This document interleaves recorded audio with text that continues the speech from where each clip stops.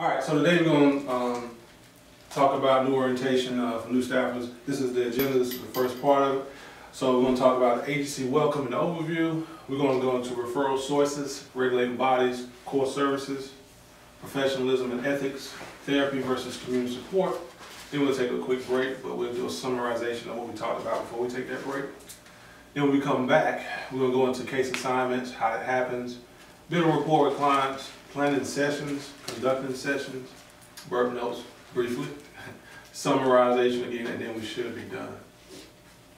Just gave you guys a quote today. I kind of like, ability is what you're capable of doing, motivation determines what you do, and attitude determines how well you do it. So the question is, how's your attitude today? You know, we're here today, we're trying to get better at what we do, so this is how well you do it. So I'm glad you guys made it on time. Everybody was here ready to go. Agency welcome and overview.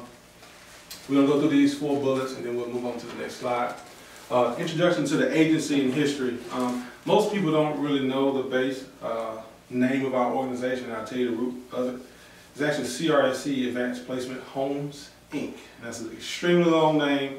Our core name is not Advanced Placement Behavioral Health. That is our DBA, doing business as. CRSC is just my initials, Christopher Ray Stewart. Advanced Placement means a better placement. Homes, Inc., we started with group homes. We had 4 group homes when we hit our maximum at one point in time, back in 2003, Greensboro, Winston-Salem, North Carolina. So at the time, homes made sense. Well, since then we've grown and now we have therapists, we have doctors, we have psychiatrists, psychologists. So we deduced the name to just Advanced Placement, Behavioral Health and Human Services. Now, of course, a comprehensive-based service. So homes doesn't really make sense, but it is our absolute core root name. So if you ever had to write down our name or something to that nature on a more legal document, that is the name. Advanced Placement Behavioral Health is what we've adopted. We've been in existence since 2002. We're going on probably about 12 years. We are enrolled and allowed to do services in North Carolina, South Carolina, and the state of Georgia. Typically, the majority of those services are the same. They are therapeutic in nature, and if you guys got to step out or whatever, that's fine. If you need a break, let me know. Just walk on out, it's fine. Therapeutic in nature, but they're comprehensive from the intake down to the discharge, whether they get medication management or they're just getting outpatient. We kind of do it all right now. So I have always been the CEO, the president. There's nobody that co-founded the organization with me, but we do have very good employees that work and make this thing what it is. Next, I did want you guys to take a couple seconds and again read through the mission, vision, values, and beliefs. Because no matter what agency you have, whether it's a production company or it's a bank, everybody has a mission, vision, values, and beliefs.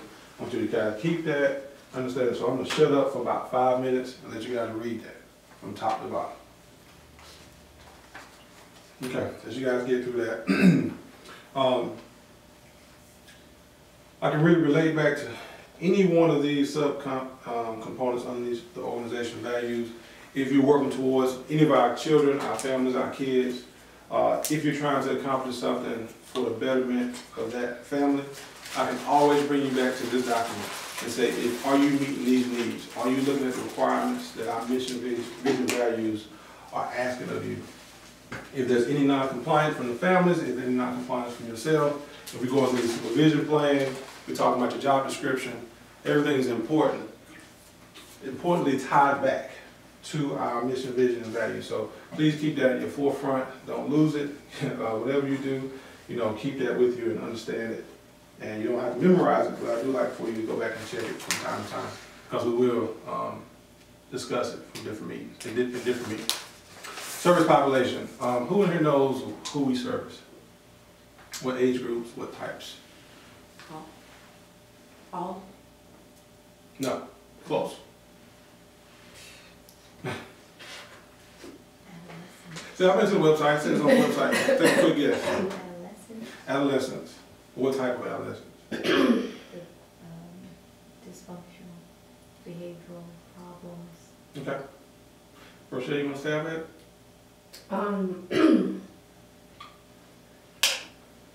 Of course, What type of clients we serve? We're talking service population, so you guys will hear this again. Is it mental health? That's one.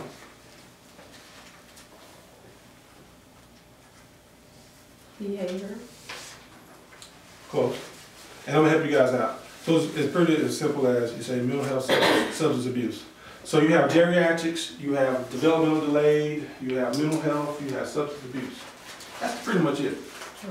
People call it IDD, or mental health, substance abuse, geriatric. We do only mental health, substance abuse, and that's for adults and children. So that's for adults and children. Now we typically don't get into geriatrics anything. We pretty much serve the client from 4 to 66. If you guys don't know this, write down a lot of stuff I will say. That's the reason why we're recording this, so we don't have to say it again. I want you guys to make sure you get it the first time. And if you have any questions, feel free to stop me. We serve any kids from age 4 to, let's say, 65. And that's with the 65-year-old being very capable of feeding us back good information. So we don't do the geriatrics that go into past the 66 age, and we do not do developmental delay by themselves. Now we can do co-occurring disorders, meaning if the DD diagnosis is not the primary diagnosis. Now we all know we are now in a new DSM-5 world. DSM-5 world has only one axis. On that axis you can either be ADHD, oppositional, or something. If the first primary axis 1 code is the developmental delay, we do not service them because we don't do DD. Mental health, substance abuse, adult and child. Gotcha. Service departments are based upon what services that we provide, and we'll talk about that a little bit later. So, as Ms. Rochelle said earlier, she's going to be doing mostly assessments and treatment planning, things of that nature, and therapy. Where Ms. Lorraine may do community support, individual. Well, those are separate departments based on the job description. So we have administration, things like Ruben may do, that's we call back-end work. You guys on the front line dealing with clients. Back-end work to make sure share notes is up and running. You guys have what it takes to do your job, resources. We bill correctly, we answer the phone when people call, we respond to referrals. That's back-end stuff, and that's administration. So you got administration, you have therapy, you have community support. Now, you may have more like on the medical side that we call the department 2, the psychologist, the psychiatrist, of course the clinical direction, and our actual medical director herself, which we just hired a new one. So those are the departments. All right, so I don't want somebody to ask you that question and you not know the answer to service population. And it doesn't change no matter, pretty much whatever agency you may work for. It's typically specifically for mental health, child and adolescent. Okay? We learned something already. All right. Let me block this out. I'm gonna ask Ruben this question. Where do we get our referrals from? Maybe you can help us out. Where do we typically get our referrals from? And give me one person, one body of people that may give us referrals. The Department of Juvenile Justice. All right. Inpatient facilities. Rochelle. Social workers. School social workers and or departments, child children's services. Hospitals. Hospitals. Now that could be under inpatient wing. That's a good point. So if we get a referral from GRU, is it the same referral as if we get one from Lighthouse? Not necessarily. What would be the difference? I feel that it could be a patient coming in, through the ER versus someone who was admitted into Lighthouse, like inpatient, outpatient. That's exactly true. We treat GRU, it is an emergency room, and the whole, goal of the state of Georgia is to reduce emergency room visits. Well, what happens is when they go there, if they can refer them to us immediately and pretty much not even admit them, that's what they would like to do. So they set up follow appointments straight from the MCG ER room. The difference between inpatient with Lighthouse, Coastal Harbor, River Edge are inpatient facilities clients have actually went to and stayed. They literally been sent there by GRU because their symptoms were that at risk. So they come to us as a follow appointment upon discharge. Yeah. So we did get schools. I actually did do a presentation 2 days ago at Columbia County for their social workers actually. So we do schools. And just in case you guys didn't know, we can service we serve most counties in Georgia, but we mostly are going to start focusing on surrounding counties of Richmond County, including North Augusta and South Carolina. So here are some referral sources. We said DFACS, we said DJJ. What we didn't say was NIAP and NECO. Everybody ever heard those terms? And this is specifically for the Augusta location and region. They are agencies that hire and I think pay for foster care homes. And typically DFACS refers them families that need to be placed. So kids may need to be placed out of their home either temporarily or long term. And NIAP and NECO, and let's add Georgia Mentor to that as well. They are referring bodies that can send us clients, Georgia Mentor. We didn't add to this slide, but primary care physicians as well, PCPs. People that go see their pediatrician. Pediatricians typically don't like to prescribe medication. They usually leave that up to the psychiatrist and the psychiatrist staff. So we get referrals from those guys as well. Okay, does everybody know what the Georgia Crisis Access Line is? You ever heard of Behavioral Health Link? If you or I have a behavioral health emergency, they typically tell us not to call or go to the emergency room unless it's something that's dire need and you need to go to, it's something that's medical. If it's mental health based, they will ask that you call the Georgia Crisis Access Line. It's a 800-715 number. Don't know by heart.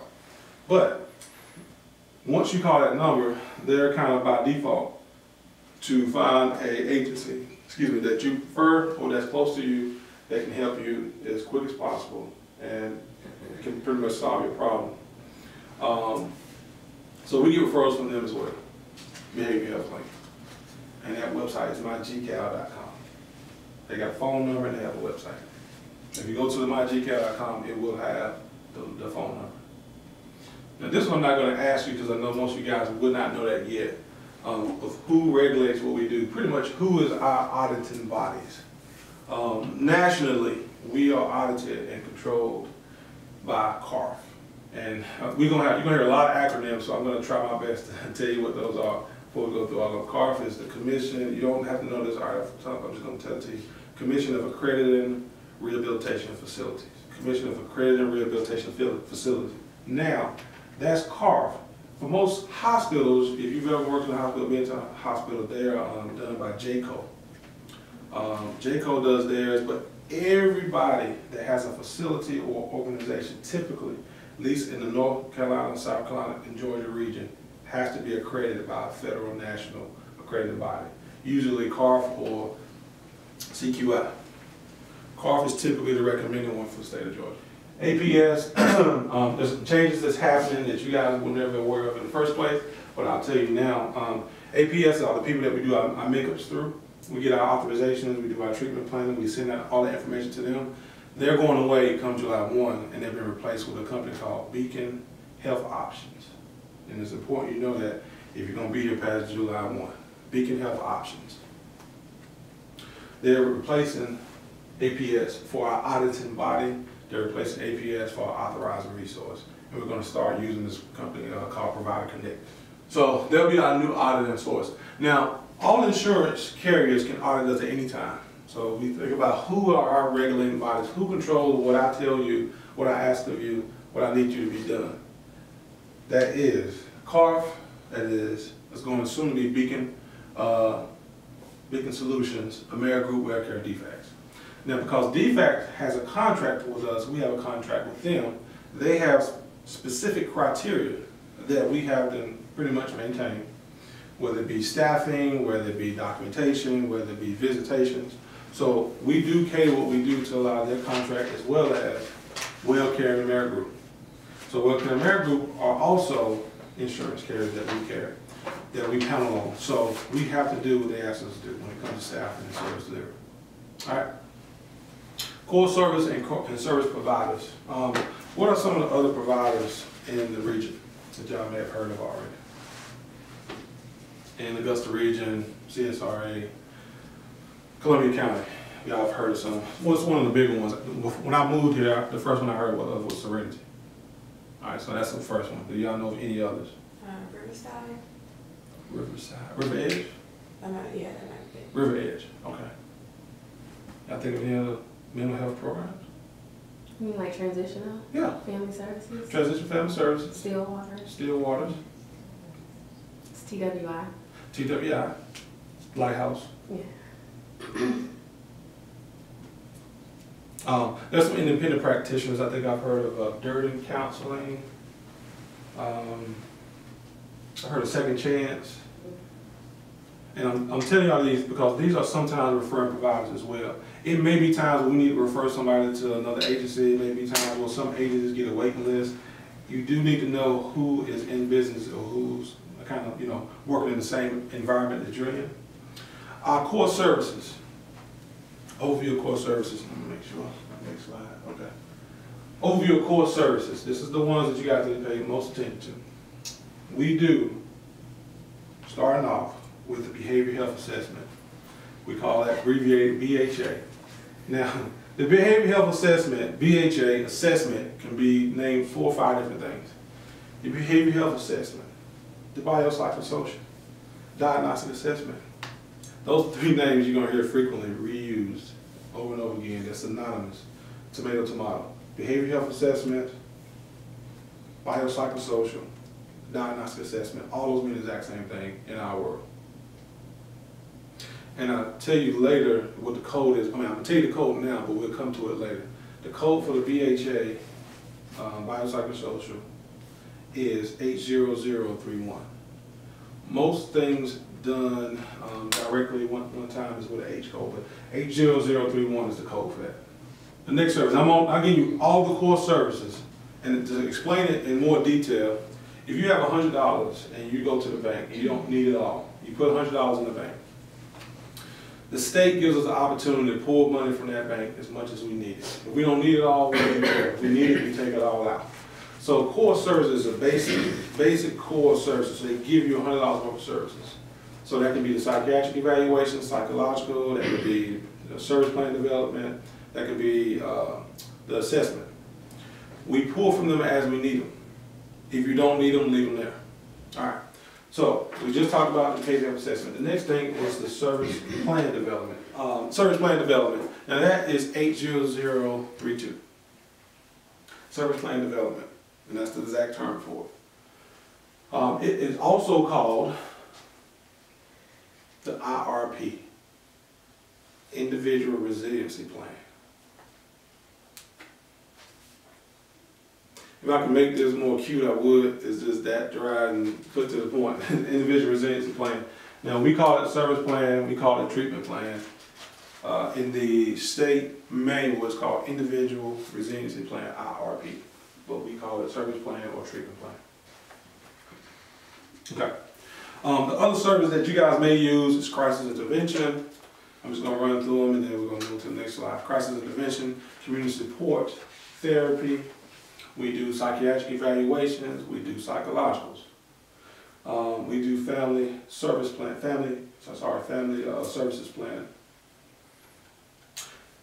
We obviously do a medical, it's called a nursing assessment. And we have exchanged that with being medical. So basically what it is they come in and get their height, weight, vitals, any issues with surgeries, anything that we may need to know medically. Now we will still ask their doctors questions, but we do get vitals, so a nursing assessment. And for adults, the term that used to be called, they used to combine them. For kids, it used to be community support, and adults, it used to be community support. Just as of July of last year, 2014, they changed it for adults to be psychosocial rehabilitation. Trust me, it took me 10 years to learn to spell psychosocial. But if you really just put down PSR, is the abbreviation for it. PSR, that is the skill building part of services for adults that we provide. Psychosocial rehabilitation. There's also a case management component to that. That's just called case management for adults. There's no such thing for kids. So that's the core of our services. You know, the kid come in and get an assessment, they get a treatment plan done. They may end up getting therapy, they may end up getting CSI, or probably the both. One of the more intense services, and this is the last thing I have you guys write down for this part of it, is IFI. Intensive Family Intervention. That is very important and very strategic the way the state has done it. It is a family preservation service. It is solely built up to try to prevent the child from being placed out of the home. The other criteria is when a child has been replaced back into the home to make that transition real smooth. So it's a team comprised of typically 3 people. It can be 4. Now all those 3 people don't go into the home and service the family at the same time. Typically it's a team lead that does individual and family therapy, and then they have 2 other individuals that's on that team that may rotate from one family to the next. They usually sing 3 times a week, 2 hours at a time. So it's a high intense, high touch service, and it's really supposed to be only 3 to 4 months. Because you're there so frequent, the goal is to get to an outcome and resolution very quick so that we can step them down to a low level of care. Okay, so that's the overview of our core service and service providers. Professionalism and ethics. Code of ethics is typical no matter where you go. It's just basically the culture and things you want your employees, it's for your employees, usually made by your employees, and things that you guys do, things that you want to show professionalism in within the field that you are working. So whether you're going into communities, schools, homes, you know, how you like to behave, how we expect your behavior to be. And so I will start, I'm going to ask you guys some questions on this as far as expectations. What are some of the dress expectations we would have for you guys in the community? And I'm going to start with the females and roll over to the one male guy. What are some of the dress expectations we have for our employees across the board, whether it be female-based or male-based? Or presentable. I guess maybe no jeans. No jeans? Or I guess maybe depending on what your job is. Okay. So depending upon what your job is, now I would say depending upon where you are too, right? Okay. So what do you see yourself at majority of your time, you know, and what are you doing when you're there? Yeah. So you're going in and out of houses, right? Mm-hmm. Is business casual acceptable? Yeah. All right. Should it be less than business casual? No. Okay. Mm-hmm. And what is less than business casual in today's world? T-shirts, sweats. Tennis shoes. Yeah, I agree with all that. I don't think, you know, what you guys had on today is pretty decent. Because I don't really see the tennis shoes. I mean, and I hate to say it this way, but let's say for instance you're going to a party. They have a dress code. There's a code that you gotta have to get into that spot. And if you know you cannot wear tennis shoes, you don't wear tennis shoes, or you can't get in. So you think about that before you go into someone's house. Typically, don't get me wrong, you can wear jeans specifically on weekends, you can in the evenings, and if you know you're doing skill building stuff, you gotta get down to dirty with the kids, fine, you shouldn't have on your best church outfit. But, you know, you don't wanna be, I would say, in a professional mode, dressed the same way the clients that you serve. You do need that separation, a professional separation that speaks volumes even as you walk into the property or the school or home. And you resonate in, you know, the agency that you work for, like, oh, well, you know, security always comes with, they might not even know what you're talking about. Because you go into a private room or in the bedroom or in the kitchen, but they do know you come presentable, you come ready to work, and you're somewhat prepared by their eyes. So our expectation on dress level is to make sure you're at least business casual better. Now, if you go church ready, I won't complain. And if you go to the latter, I probably will have a couple discussions with you. Because the parents will talk. So, now, timing.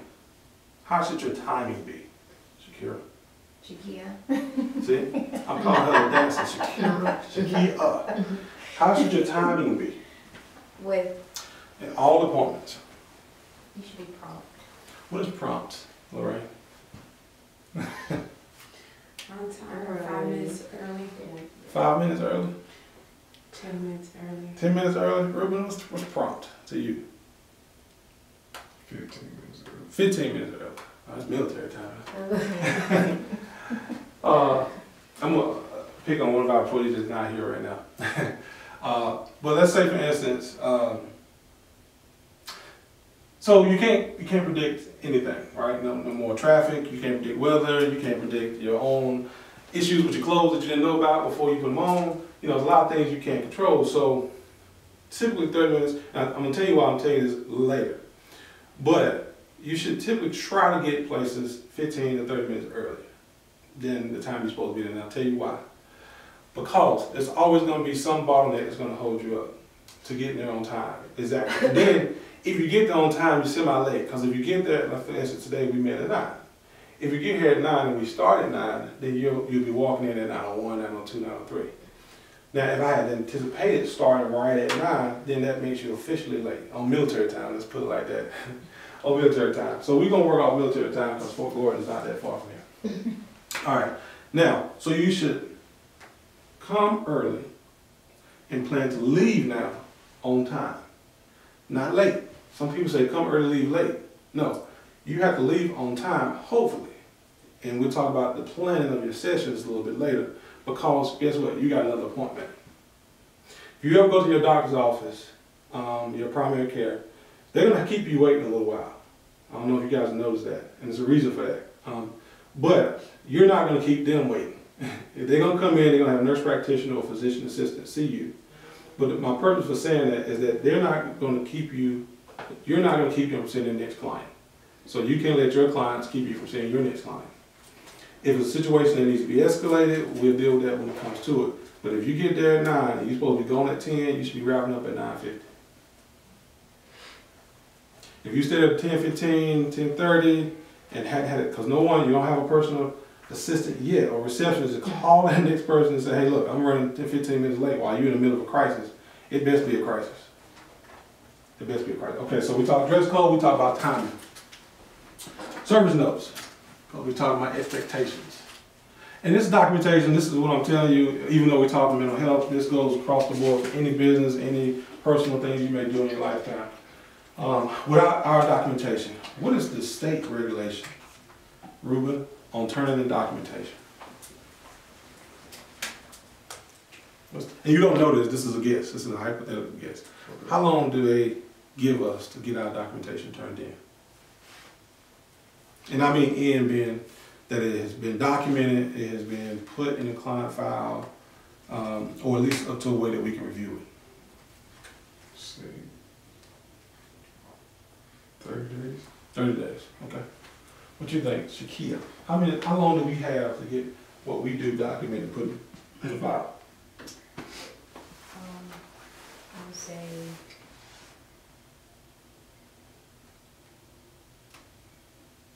72 hours. You do that? 3 days. Yeah, okay. Make sure my math right. 3 days. Do y'all got any different answers? I would say probably 7 days, 7 days? at least a week, yeah. At least a week? Yeah. Okay. I don't know, because my notes are due 24 hours. I was gonna say ours is 24 hours, so it gotta be. All right, so that's a good segue. We make them do 24 hours because they are due in 7 days. So y'all write that down. 7 days / 24 hours. So 24/7, however y'all want to put that. 24/7, that works, yeah. Do 24 for us, 7 for the state. Now, the reason why it's 7 for the state and 24 for us, the state is 24, but they expect you to have completed the note within 24 hours. They expect it to be done in 7 days. So you guys have, some of you guys have been introduced to share notes, some of you guys haven't. Once you leave that client's house at 10 o'clock a.m., by 10 o'clock a.m. on tomorrow, Sunday, you should have our note completed. Now, is it accurate? Is it signed? Is it in our record? Maybe not, because someone has to review it. Someone has to make sure you have the semantic, grammatical errors have been changed. If there's some training that's been involved there. All right, so that may take a day or two because you have other clients to see. You may even have another job.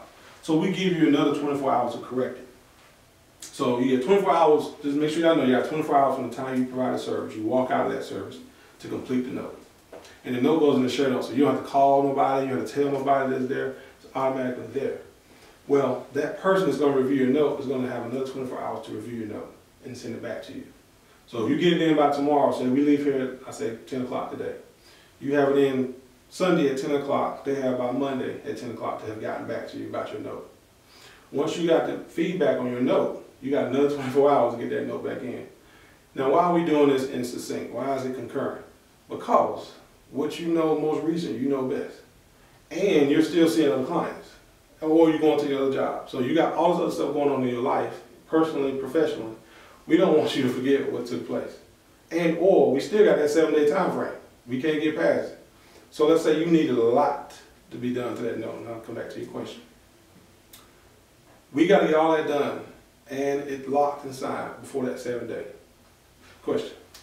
Once we submit our note, can we go back, like if we reviewing it and make changes to it, or do we have to just wait until, like is it once it's in, is it just in and we can't go back and make any corrections until they send it back? We can make that possible for therapy. For CSI, we typically don't, because we want to teach them how to fish. Mostly therapy notes and assessments need to be edited a lot because there's so much into it with the treatment plan and with assessment. But with community support individual notes, they're more skill building and rehabilitative. So we want to make sure that those interventions are that way. So we don't allow them to edit them a lot, specifically after they submitted it, because if I'm not mistaken, there used to be a place where they can save progress. They can't do it right now. I always tell Lorraine and the rest of them to put it in the Microsoft Word template until they switch it over so they don't lose it, they can edit it. Yeah. So to answer your question, typically not. Okay. So just make sure it's right going in. So proofread it, make sure you got all you need into it. But we can make that a possibility through our privileging and credentialing on share notes. It's a good question. So the answer to you guys' question is 24/7. In 24 hours is due to be turned in on our end, which is the back end. We got 7 days to have everything that you need to be done. All right. Now, when you sign your notes, and this is a part of the expectations, because I just remember me and Lorraine talking about this the other day. What all is supposed, when you sign your note, this is very important, I need y'all to write this down.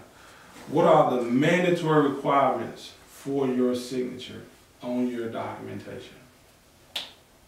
Lorraine. First, last name, credentials. Okay, you speak up now. I said first and last name and credentials.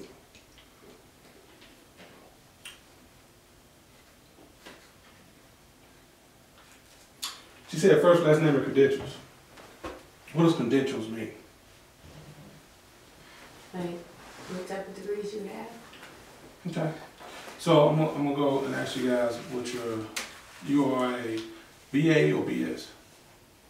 BA. You are a BA. MSW. okay. Shakira, Master. undergraduate.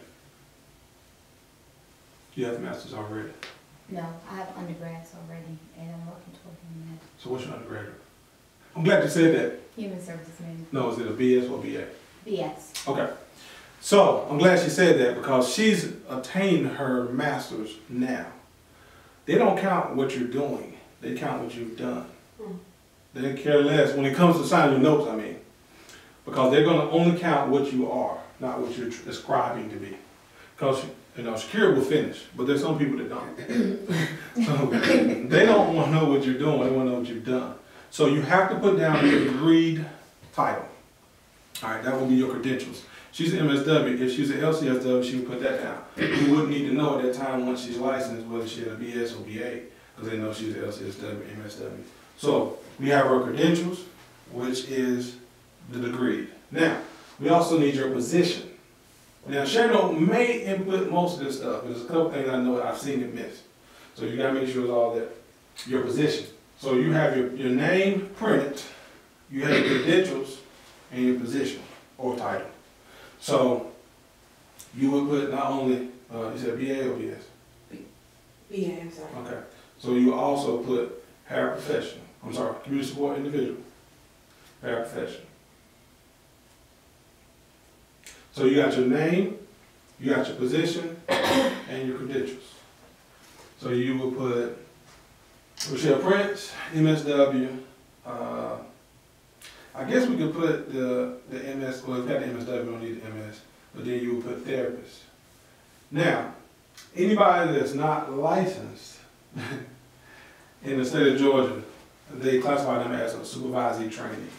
So you guys will be a supervisory trainee because you're aspiring to be a therapist.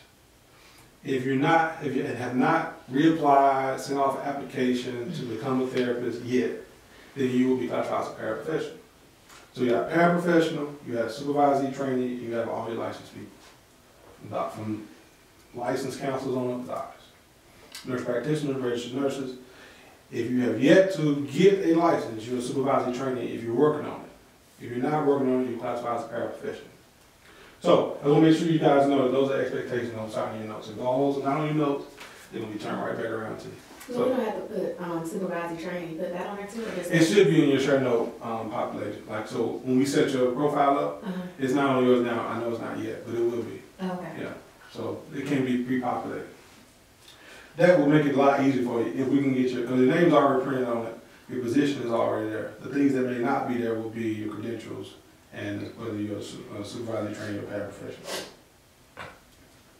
Now, how are we supposed, and we're talking expectations, customer service, communication right now. We'll skip down to communication. How are we supposed to get in contact with you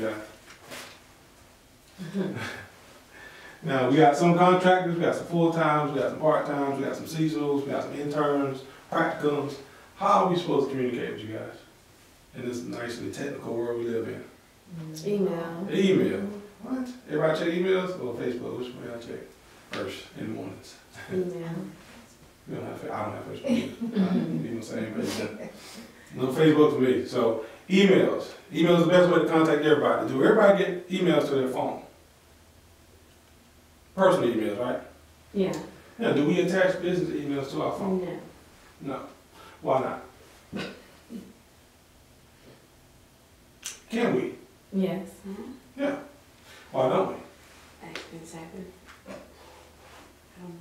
Yeah, you can lose your phone, probably get in the wrong hands.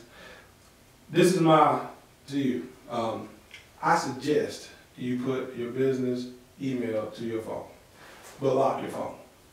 So you have a way to lock your phone.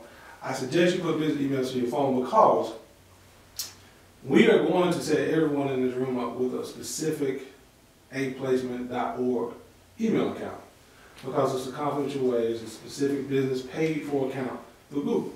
And it's confidential and HIPAA compliant. We don't like to, we won't do it long term. We may do it for the first 10 to 15 days of your employment here, but we won't continue to send emails to your personal account. It's an expectation level that you're going to check that email regularly. We're not going to call you and ask you what you're doing for the weekend. We're not going to call you doing what you're doing for Christmas and 4th of July. But we will send you an email about new clients, about updates to your clients if they've called to the office, because you won't be here that often, so you get a lot of correspondence that way. Only thing we ask is that you respond in a timely manner. What's a timely manner, Ruben? What's a timely manner? In this professional world, professional expectations, by the way, we still here. What's the most professional expectation of a response from the office? 24 hours. What they send you email today? What's that 24 hours? I'm gonna bring you to church. You got church at 12 tomorrow. you like, look, hey, they ain't gonna wait till Monday. That's what I was wondering about those notes. Yeah. What So, you said. do the state care about what church you attend? And what denomination, if you go to church on Saturdays, some people go noonday, on Wednesdays. Do they care about what church you go to? No. So I hate to say that we can't either. If we send you a note on a Saturday at 12 o'clock, it's because we need to send you a note at 12 o'clock on Saturday. So please respond to us at a timely fashion. And if I get that response back on Tuesday, because something's going on Sunday, and it rolled into Monday, and the client was like, I don't know what happened, I never heard from Ruben. He's like, well, I had church. One thing I always say, two things, we don't hire clients. And that's a bad thing to say, but it's the truth. We don't hire clients, meaning we don't hire people that need more help than the clients they service. We hope. A. And then two, we don't want to add to the stress level of the clients that we have. So if they're already having issues, we don't want part of that issue being, I don't know what my therapist is, and I can't communicate with them. On the same token of that, we're not going to let them push you around to do things that we know that's not part of the job description either. We've had times with parents, no, thank you. Parents have asked us, I think she's good. Parents have asked us, can they take us to the grocery store? Can we take us to the bank? I really just need to go get this, I want to get this car, you know. No, we don't do that stuff. They will actually, I promise you, actually. We are rehabilitative. We are like an inpatient on wheels. You know, Lighthouse is not going to the grocery store for you. It's not going to happen. So just keep that in mind, that we're gonna keep your best interest in mind, but keep ours at the same time. So communication, keep that line open. And that'll be the first and last time I say it. Everything now is time stamped. We try our best to keep a paper trail. If we send you a share note message, now this is big and important, please remember this. Share note will be attached to your business account email. If I had set up today, I can do it, it'll be a snap. We might do it after the break. Once we set your email account up and we send you an email through ShareNote, it will come straight to your email address and tell you you have an email in ShareNote. So it's like ShareNote has its own email capacity. If that email has client confidential information, it will just tell you you have a message in ShareNote to go view ShareNote and look at the message. If it's just I'm asking you something that's not confidential, not HIPAA compliant, like what's your availability for next week, it will say it right in that email address, so you don't have to log into ShareNote. Which is why I encourage you to put your professional email account to your phone. And you can have multiples. I think you have up to maybe 2 or 3 on your phone. I have 3 right now on mine. I know, 3 email accounts. And they're not merged or anything, they're just separate. I can kind of click on each one of them. But it just keeps you real time. So that's communication, that's expectations. Make sure I got one more on expectations. Oh, yeah, this is good. So, and I'm going to give you guys this handout, but this is a very good part of it. Lorraine, if one of your clients, this is professional expectations, here / customer service, you're scheduled to see them, and this was for you as well, Rochelle, for intake or CSI appointment, and they call and say they can't make it, how do you document that? Into the contact log on ShareNote? Yeah. So we're going to change that. Oh. Yeah. All planned and unplanned meetings get documented in ShareNote. So, and this is the reason why. We keep up with how often you have seen them and how often you were supposed to see them. Because there will come a point in time where that client either be discharged successfully or unsuccessfully. And somebody's going to want to know how often did they get seen, when they got seen, and whether it worked. So if that day they called and said, you know what, my child broke his arm, I gotta go to the hospital with him, they're doing a follow-up appointment, fine. All right, now, tell me the cases where you had a client discharged, no names need to be mentioned, where they had 3 consecutive missed appointments. What were they? What was the basis of the missed appointment? They've forgotten, or they show up like 30 minutes to 40 minutes after they expected to go. So, forgotten appointment, showed up late, or wasn't available when you went to the home or to the school. For instance, a kid gets suspended, mom didn't tell you, you go to school anyway. All right, that's going to come with planning in the next session. So you have various ways of why you don't see a patient. It could be some of the things she mentioned. But the only way we can keep a great track of that is if we do the BERT notes for that as well. And it'd be very simple. It won't be as convoluted as if you're doing the BERT complete, filling out every section, the DRRP. But we do want to know who called, when they called. They called you the day of your appointment, 2 minutes later, because this helps us in discharge planning. As we move forward, we try to only keep clients that we know want and need the help. They may all need it, but they may all want it. And if they don't want it, we can't help them. We've carried cases in the past that I should have discharged well before it got to the point where they started pointing fingers. Say, oh, well, this person had been out, this person hadn't seen us, when in reality, they have, we just didn't have the note that said it. Because they'll call and get a message. You be on the road, most times you are, and you call, when you get a call, and they say, yeah, I'm not going to be there. Or you don't get the call at all. So you've already pissed off, you just drove to the school, you're now going to your next school, and then you go to your next appointment. Well, how do we know that John Doe didn't get seen and why? Because now you've seen 10 other cases before that week's out, and you may have forgotten or just didn't document it. So every planned and unplanned absence needs to be documented. Make sure y'all document that, write that down. Every planned and unplanned absence needs to be documented. So even if they call you 2 days before and say, hey, you know what, we ain't gonna be able to be there on Wednesday. I know we're scheduled, we meet every Wednesday. You do a BERT note. Client called on Monday and canceled for Wednesday because of something. We'll determine later if those are excused absence, like at school. Question?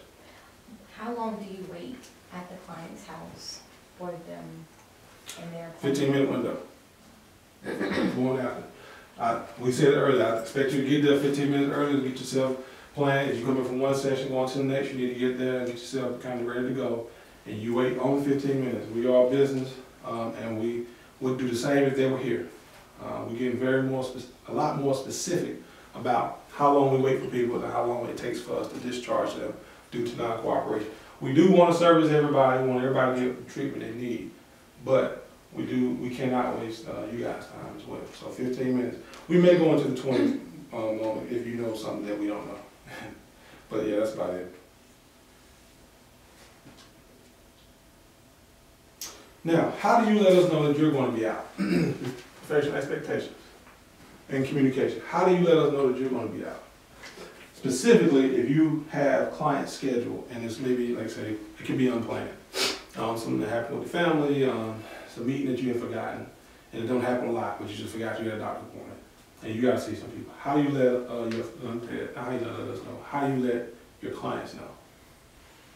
Call them. Call and tell them what? Yeah, the reschedule. Okay. And how do you reschedule? On their availability. Okay. And do you do a burp note for that? Yes. All planned and unplanned absences, whether it's generated by the staff or the client. All planned and unplanned absences, whether it's generated by the client or the staff, have to be documented. Now, you said everything right but one thing. In the past, today is what, the last day of Black History Month, February 28th. In the past, before February 28th, we would allow that to happen.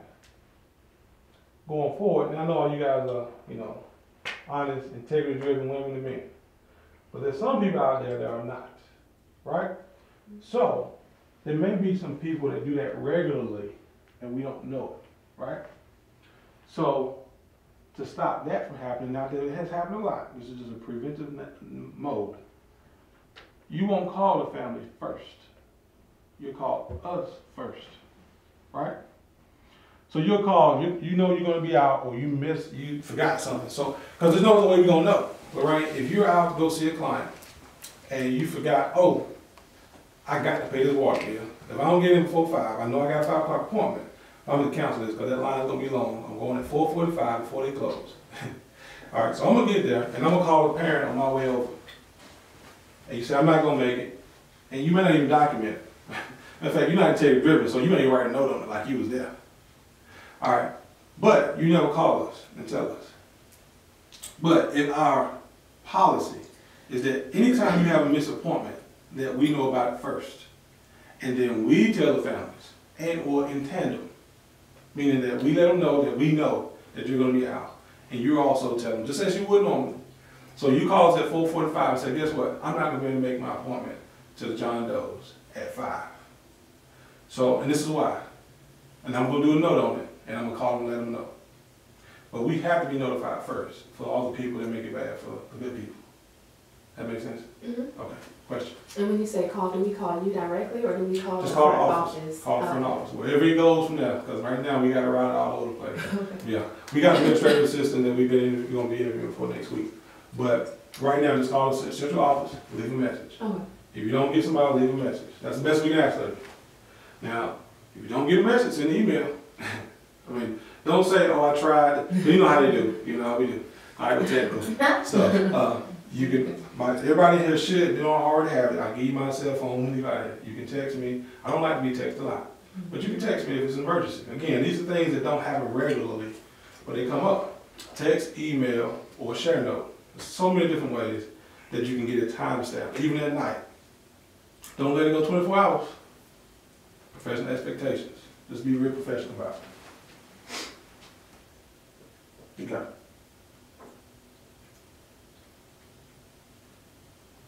Okay. So now I'm going to give you these. These are the expectations we kind of just talked about. So I want you guys to be moving over it while we're talking about it. And you can get it, keep with you. It's similar to put it the way we just discussed. Time, we good? I think so.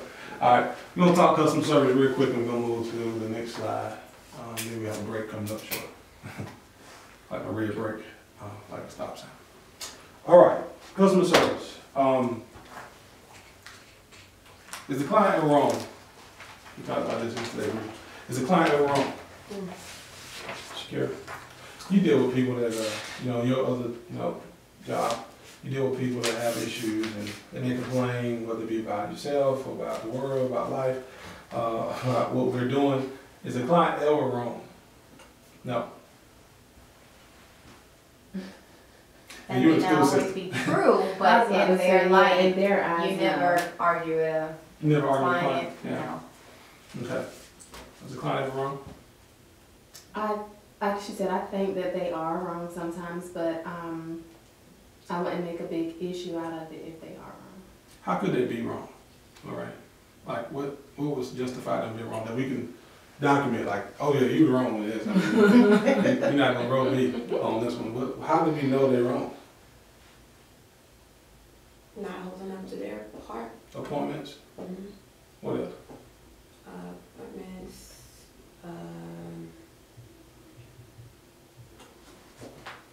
Anything else you can think of that you witnessed that you're like, no, this isn't right. This isn't good. Well, You for shouldn't be doing example, this. parents, like you said earlier, parents notifying you what's going on with the child, Mm-hmm. or even keeping up with you answering phone calls. Mm-hmm. Yeah. Okay. Phone calls and appointments. You can think of anything based on communications we've had already with some of these families that can justify a client being wrong, if at all.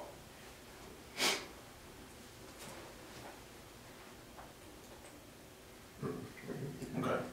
So, true, the client is never wrong, and I'm gonna tell you why they're never wrong. Because everything that we are going to do is gonna justify what we're doing right.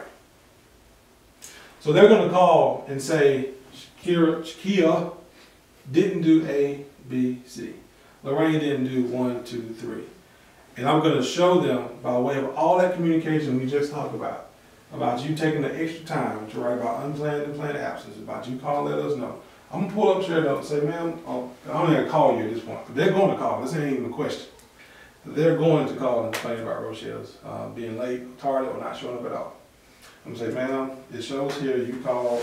You've had this, 5 times just in the past week, and it's gonna continue to happen. It always has from the day we opened up. This is what happened. Then they go to court and say another thing, but they're always right, but our job is to prove what we did. No, clients are always right, whether they're trying to say that you're wrong, but our job is to show what we did was right. But if I cannot show that, then guess what? Now you're wrong. Because it's not a gray area there. It's black and white. Did you show up? Now we talking about therapy, that's a different circumstance. We talk about treatment, that's definitely gray. Because if they're getting the service, if you're showing up, if you're working, if you're giving it your best, if you're focusing on our mission statement, and you're doing everything you can with what we got, there's nothing else I can ask for. If what it is not intense enough, then we look at a high level care. If it's too much, because Lorraine is coming and say, you know what, this family don't really need us that much. We can probably step them down. We step them down. Maybe we give them too much, time. But never should they call and complain about client care. About us caring, about us wanting to be there, about us showing up on time, or even with us leaving early, because I just instructed you to leave early, or on time, because you got to get to the clients.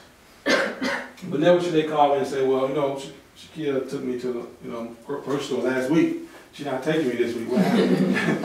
Like, I'm gonna go back to this tape. She wasn't supposed to take you to the grocery store, or the bank, or to the DSS office, or DFACS here. So certain things that we expect you to do, and certain things we don't. Now, with that being said, I talked about professional expectations on customer service. Now, we had alluded to earlier about going to grocery stores, things like that. What do we expect of them for us?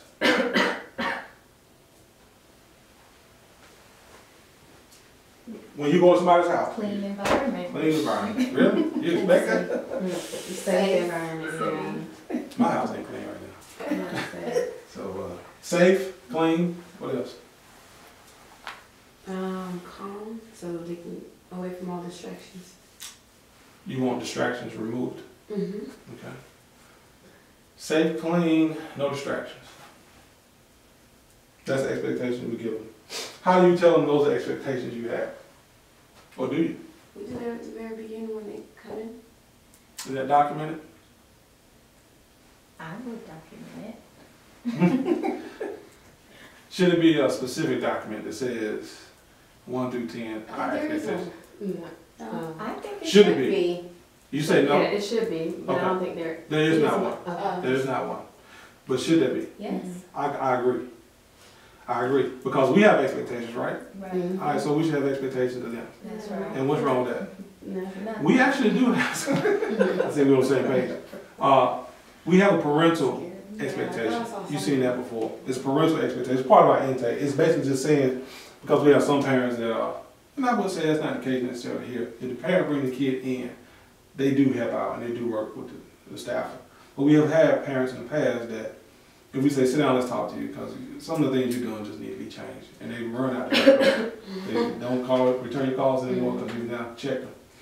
So we have some expectations for some of the parents that you got to do the first 2 months, you got to have 3 sessions with the worker to talk about what you're doing with the kid. Now, if we go one step further and say, if I'm coming to your school, no, I'll take it back. If I'm coming to your home, that we're going to have a place that we can work in solitude. Now, some houses don't have that, right? They literally just don't. I mean, there's nothing we can do about it. They just, the financial situation don't put them in a place they have a separate room. So then you got to look at, because you only come in most times once a week for 30, 45 to an hour. So you need time away from everything else, because some of those people that are in that room are stressors, triggers.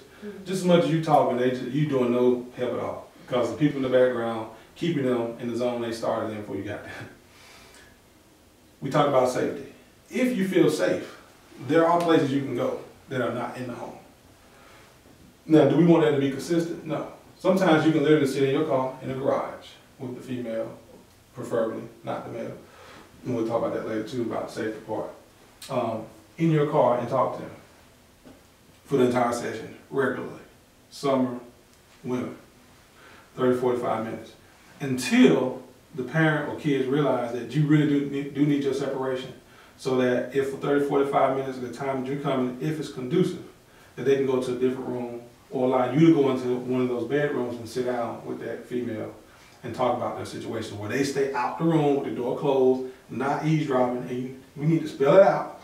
We're going to document this too, because we're going to do this. We're going to create an expectation document for our parents. So we're talking safety, right? We're talking cleanliness. Now, can you make them be clean? No. No. I've had some therapists that bring one of those little fold chairs, those small little stools you take to the football games, because they didn't feel comfortable sitting on their chairs and stuff. Is that right? I always like to ask, is that? It's kind of insulting. There's nothing wrong with that. Nothing wrong with that at all. Mm-hmm. Nothing wrong with that at all. Just need a comfortable chair. It's an expectation that you guys just said cleanliness, right? Right, Well, guess what? If it ain't clean, now you're not comfortable.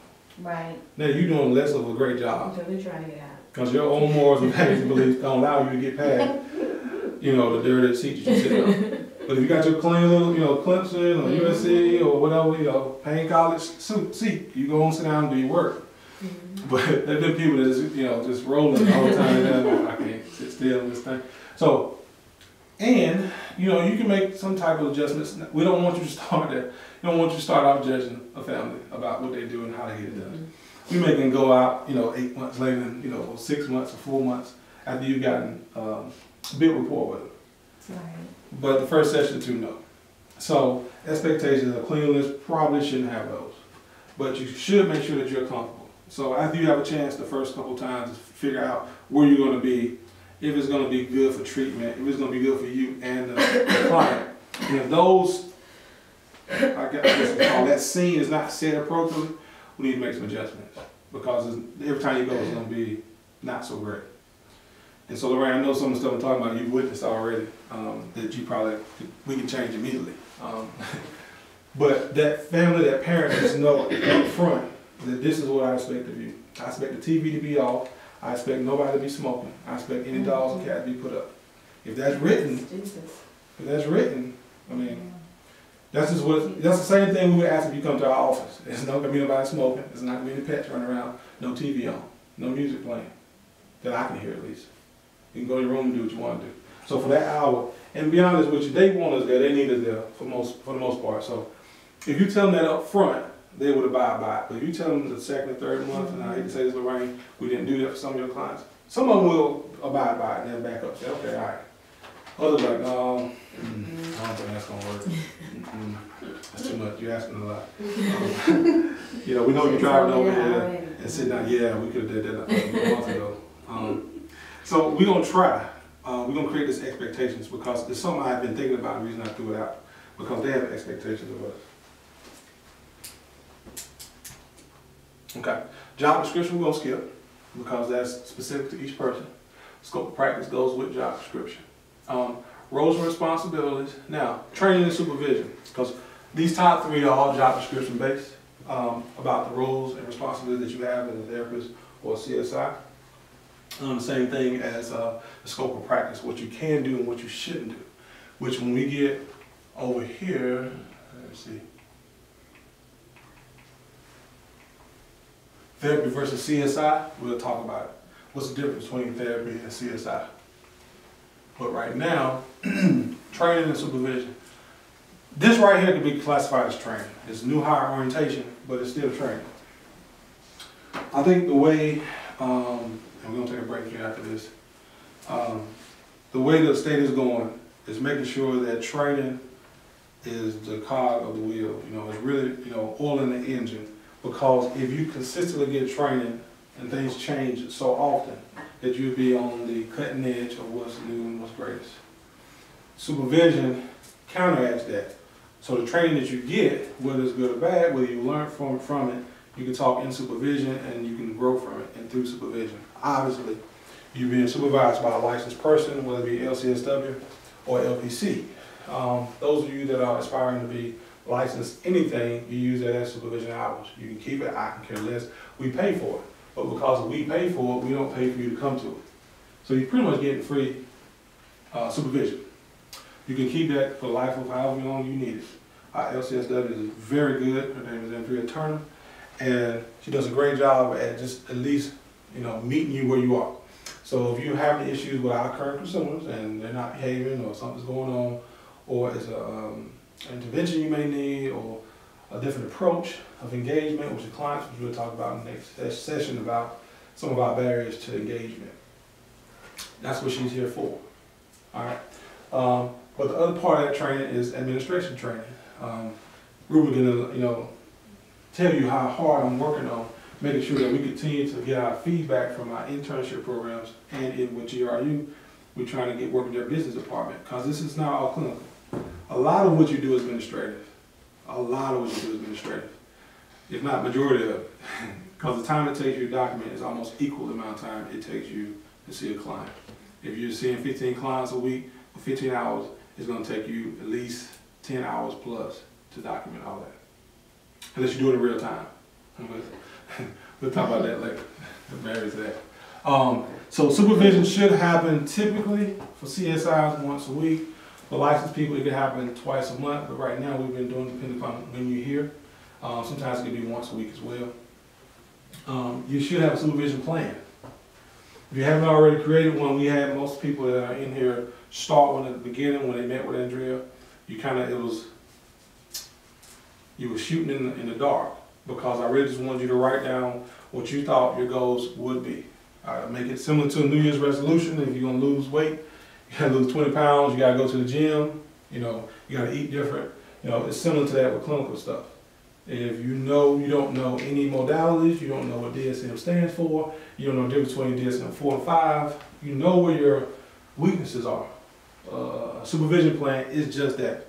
It's only for your weaknesses, it's not for your strengths. It's not what you're already great at, unless you just want to get more training at it. Supervision is mostly for the things you have questions about, or things you still are uncomfortable with doing. So, I'm telling you that now to go back and look at the supervision plans you guys have already created, because we will be revisiting it. And if you have not created one, whether you're a business side of it or you're clinical, you need to think about what it is you do understand and what it is you don't. Because those need to be the categories of supervision.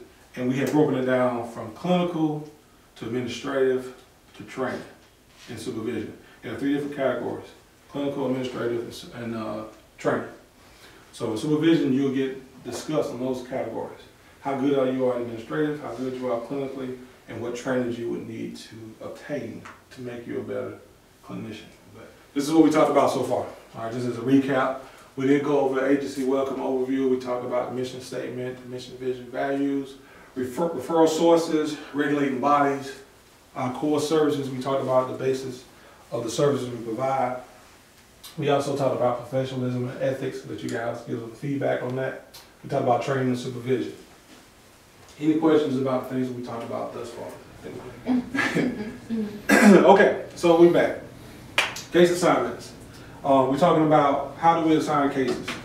And in the past it's been a little different, but you know, right now we're trying to make sure that as soon as we get cases, because we're getting so many referrals, we're really going to start tracking. This is part of our quality assurance, quality management, business side, back end side of tracking how long it takes us to get in front of a consumer from referral. So we get a referral on today from the hospital and they schedule an appointment for next Tuesday. Next Tuesday for us is the date of referral. We don't count the referral coming today because we can't see it, we don't even know it's there, and we don't count it until it hits our desk. Once it hits our desk on Monday, we'll see that we got it scheduled for Tuesday. And at that point in time, depending upon whether we have some availability, whether it's an assessor or a therapist, daytime or evening, if we schedule them, let's say for that Thursday, well, that's the first day of point of contact. So once we do the assessment and the referral, we get everything situated, then we'll assign them a therapist and or CSI, if there's availability. There's a couple different ways that you can be assigned cases. I can verbally tell you it's going to be on ShareNote. It's coming your way, or you can just see it on ShareNote. Right now, we try our best not to put them in ShareNote until we know for sure it's going to be a client of ours, meaning that once a assessor or therapist goes out to visit with that family, they're going to need to be in ShareNote because they're doing the biopsychosocial in ShareNote. So once they're in ShareNote, we can then assign them to a CSI or therapist. And back to our professional expectations and communication, we don't have to tell you that that client has been assigned to your caseload. It's going to be in your message center on ShareNote. So when you log in as a graduate intern, you log in as Lorraine or as Rochelle, when you check your message center, which basically is your inbox, it's going to say you have been assigned a caseload. It does it automatically. If Ruben transfers a client that just came in to your caseload, it's going to automatically send you an email, or ShareNote, sorry. Now it won't go to your email account, it's going to go to your ShareNote account because it's all done internally. Now, once that client has been assigned to you, obviously, we may have that opportunity to tell you some particulars. But what we would like to have happen is that all the information you need would already be in ShareNote.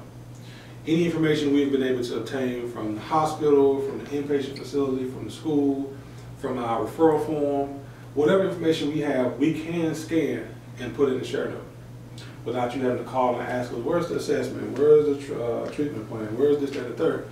Now, again, in the past, we wanted to get to where we are now, which is having that stuff in ShareNote prior to being assigned to your caseload. Right now, we're being rotating majority of our clients in the ShareNote, so some of them are still getting placed into that location, but we just want to make sure you guys understand how cases can be assigned. The way you accept them, of course, is going ahead and set up your first initial rapport building session. And we'll talk about different types of sessions later on in the slides. But because you have, your regular CSI, your regular therapy, your regular sessions, family sessions, but there'll be times, particularly initially, where you may have, we used to do more, but we're going to probably just do one rapport building session. That you introduce yourself, they introduce themselves to you, and it can be done here at the office. Yeah, I was going to say something about location, but I'm going to come back to that. Or where we want them to see them at. So that's kind of on this one. Connecting with clients, families, and guardians. Lorraine, I gotta come to you again on this one. How do we connect with the families? How do we start off with the families? We talked about that expectation list that we're going to create. So we don't want to start anything we can't finish. So we don't want to go in sitting in on a sofa if we're not comfortable sitting on that sofa. We're going to go in expecting the TV to stay on if we don't want the TV to stay on. But right now we're talking about kind of rapport building, building rapport, how you connect with the client, family, and sometimes guardians, people who are not actually blood related sometimes. They could be foster parents, they could be in-laws. So how do we go in trying to connect with families? Aside from. And that's a loaded question, but I want you to attempt to answer. Okay. Well, we do assessments and we'll just have them in the office where we just kind of meet with everybody and kind of figure out, I guess. Well, on your first session, when you see them, past all that, you're going to see them for CSI and say you haven't done an assessment, somebody else did. You going in there just to talk to them for the first time. How do you connect with them? Well, when I meet with my first session, I just see the client, and the way I do it is just find out about interest, goals, and future aspirations, just stuff that they like, introducing themselves. Okay. How do you connect with your parents? Me? I guess I pretty much, when we first meet, just introduce myself, who I am, and I normally have a positive attitude, normally kind of personable, let them know that I'm here, I care, and I just want to help them in any way that we can. Yeah, let them know that we care. You have families. Is anything different than what they've said that you deal with parents? Or, I mean, Just show yourself friendly, you know. friendly. Along with the rest of the stuff. But, you know, people don't want to deal with anyone who is not approachable. Yeah. Like, you know, you have That's to be absolutely friendly true. and show empathy to why they're here and things like that, and not judgmental. They don't want to see faces if they're explaining something, you know, really bad. But, See you you know, making just faces? personal. No, they don't want to see it, you know, but Okay. I don't know, just approachable, you know? Personable, approachable. Yeah, friendly and stuff. Typically, you know, you can't control the way their personality and character is. Even if they're a little bit snobbish to you, again, of course, at that point in time, the client is always right because that's what we expect from the client at times. You always have to have your best foot forward in your own personality and character. Leave anything that you know about life outside the door as far as judgmental purposes. Your job there is to be an advocate for that family. And you want to tell them that I would be the first statement I make. I'm an advocate for your family. I'm an advocate for you. I'm an advocate for your child to be better. We are here in a rehabilitative mode only. So again, you know, you don't want to be too stern, but you don't want to be too soft either. So you come in with the soft, you kind of end with the hard. If that makes sense. One's rewarding. Yeah, you come in with the, you know, the niceties, and you come with the compliments about their strengths. I want you to write this down too. Strengths. It's called SNAP. This abbreviation is SNAP. S-N-A-P. You're looking at the family's strengths, needs, abilities, and preferences. It's something that state, local, regional, and federal like for us to monitor throughout the process of treatment. So you let them know that you're going to work on whatever strengths they have. All right, they may not have many, but they may have some. Some people have a very good, you know, grandmother, grandfather support. Some people have good aunts and uncles that they can, you know, lean on for respite care. So if the kids get in crisis, they can send them down the street. We got one family that has a god mom. There's a lot of god moms, god dads out there. That's a strength. That's a support. Some people go to church every Sunday. Legit, I mean, literally, they go to church every Sunday. And sometimes we never, and I mean never, we never force anybody's religion on them. But if they have a religion, bring it up. Say, do you have a religion? Oh yeah, we go to, you know, Saint whatever, Methodist, Baptist, missionary, every Sunday. All right, well, we're going to use that as part of your crisis plan.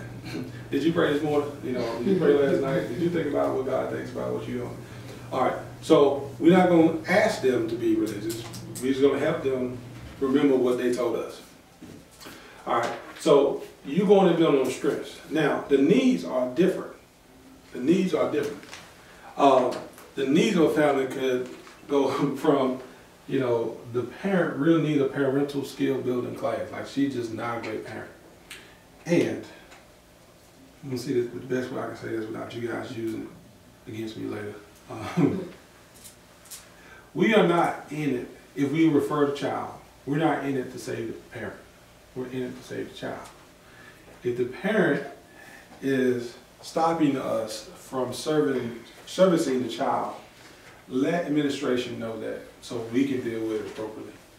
But do let us know that. If it's for some strange reason you're coming up to a barrier with the parent, that she's not allowing service to happen because of their normal character and behavior, we have to know that. You can't address it directly, not immediately or long term, but we need to know that.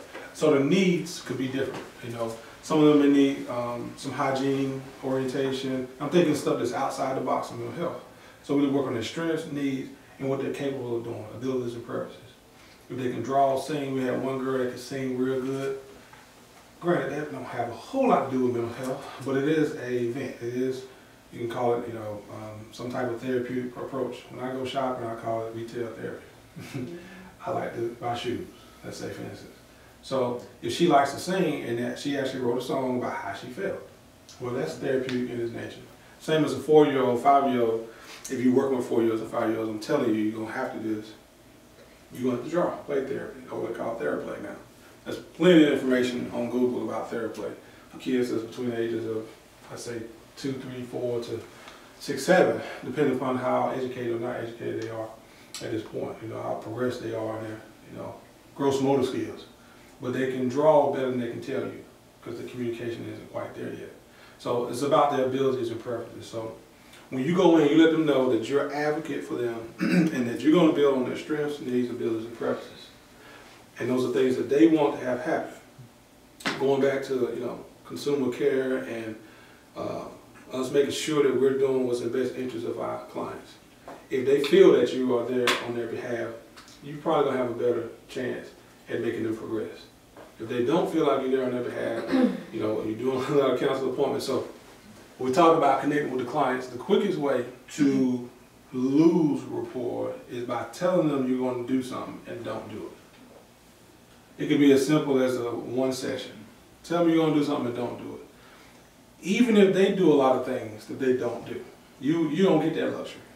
We don't get that luxury because they feel we've been paid to come out, we've been trained. They don't say this out their mouth. You've been trained, you've been educated, you got the books, you know, that type of thing. So you don't have the luxury of missing appointments without being professional about it, about letting them know ahead of time, about if they're going to miss appointments, that you let them know that that's, you know, kind of against the grain of what we're trying to accomplish, but we can deal with it if it's planned for.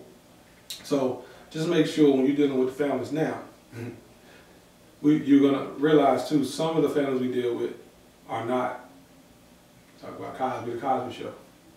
They don't have the Heath and Claire and, you know, just the regular dynamic of a home. It could be that it's a grandparent raising a child. It could be that it's a foster parent raising a child. It could be an uncle.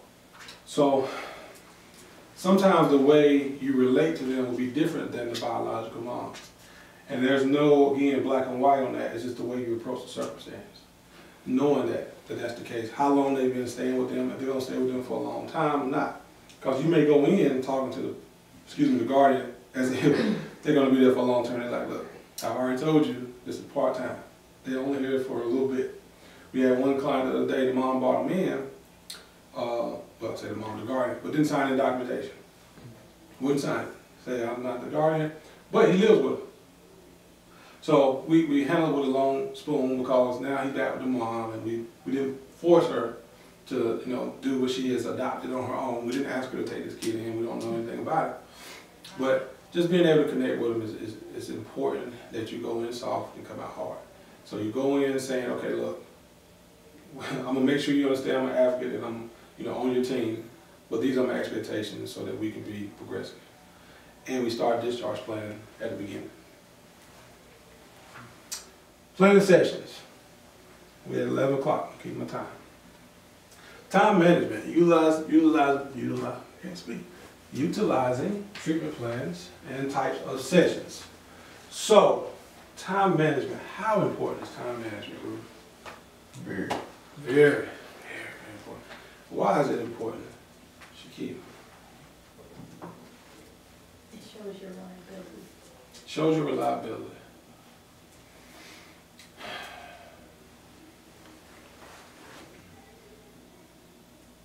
how should you plan your day around your sessions, Lorraine, as far as going from to my timing? Give about 30 minutes to 40, depending on where people live. Set out some time for myself to keep up with my notes as well as lunch break. Gotta remember to eat. Gotta remember to eat. Please. Y'all can take some extra Belvitas. They're good for morning energy. Sidebar, always eat breakfast. Breakfast gets you going. It's energy. Always eat breakfast. If you skip breakfast, it's gonna mess the rest of the day up. All right. So she said time management, making time from between, one appointment to the next, making sure you take time to eat, and documentation. So, true. If most of your sessions are 45 minutes to an hour, you want to make sure you kind of document or build into your schedule a 30-minute travel time, minimum 30-minute travel time, because you could be doing it bright and early in the morning when the buses are going, certain parts of town that are busy all of the day, and then you hit rush hour traffic. If you got an appointment at 5:36, you may think you're going to leave from one place at 5 and get there at 5:30 when the actual is a 45-minute commute. And you need to take consideration, even if you don't even know the direction you're going in when you look at the time of the day. So no matter where you're going, everybody gets off work at 5 anyway. So you're going to hit some traffic. So time management goes into not just, what you're doing when you're there, but when you plan the day before, and we'll talk about that too, lesson planning. If you never taught a class similar to something in school, or you did a speech or whatever, you have to plan for it. So you don't go to an hour-long session winging it. You try your best to use a treatment plan and objectives and interventions that are on ShareNote to pre-plan not either your day or your week.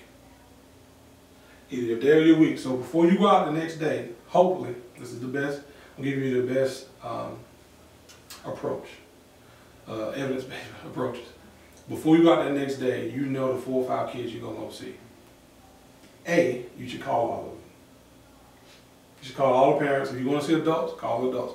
If you want to see the kids, call the parents. Now, you say, well, why do I need to call a parent if I'm going to the school? Because they could have got suspended. Or they could have had a bad night. When it was me, I called them every night, the day before, if not 2 days before. Because some of those parents you see once a week, so you may not even, if you want to, you can call them on Monday for at least 2 days out. You don't want to call a client that you're going to see on Friday.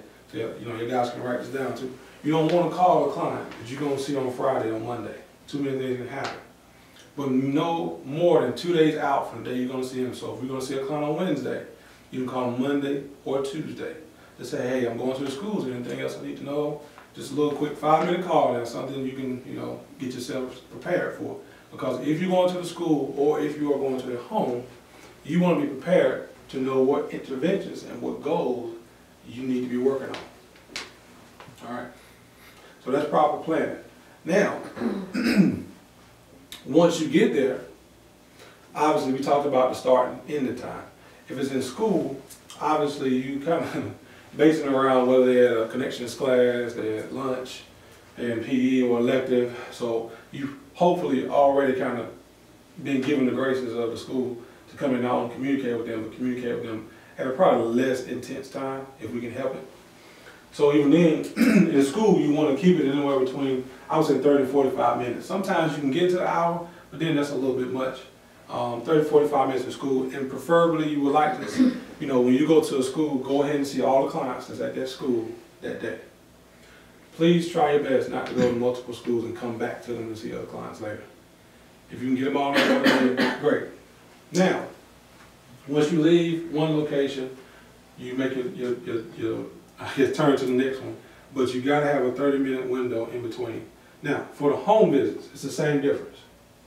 You make that call day 2 before, and remember that if some reason is a planned or unplanned absence that we are made aware of, if for some reason you get there and there is a crisis, now that's going to blow your time management out the water. If you have to stay longer, we're talking about time management, if you have to stay longer and it's during the day, I have absolutely no problem specifically the days we stay open late, Monday through Friday, or Thursday, 9 to 5. Tuesday and Wednesday, we're open at like 8. You can easily call the office and say, can you call my next appointment and tell them I'm going to be this amount late? Or I'm going to cancel it because I'm in a crisis situation now. And then hopefully that way we'll know, and we can make the call, and you can go back to your crisis situation, and we can look at how we escalate that situation. And actually, we can bill for all that. So if you're there for 45 minutes, 30 minutes, and it turns into an hour and a half, 2 long session, well, we know about it now. Take a mild break, come out, make the call. That make sense? Yes. Okay. So, we will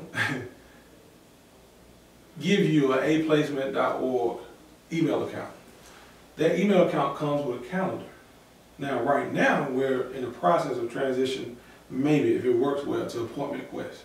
It's centralized scheduling. You can schedule all your appointments via the Gmail calendar right now. Underneath your own name, everything is scheduled. Matter of fact, we only expect that. Anybody you're going to see, it goes on that calendar. So you know each week who you're going to see. Now, you need to write this down. Don't schedule out no more than 4 weeks. You said 4? Yeah. If you're doing therapy or CSI, don't schedule out any more than 4 weeks on your electronic calendar via Gmail, ShareNote, or Appointment Quest.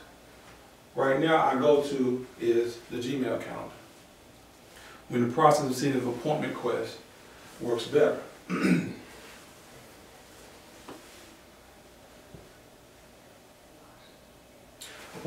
The Gmail calendar lets everybody in the office, specifically the back end, know where you're going to be and what time you're going to be there. So if you are going to call us, we want to ask you much information about who you're going to see next. So if we need to go in and look and see, we'll know that client's name and what time you're supposed to be there and that type of stuff. Because you've done your schedule. So because I know Lorraine has a caseload, she can schedule herself out through March now because February is out. Typically a month out. And the reason why we don't want to go too much further is because some clients are going to be discharged and some more can come on.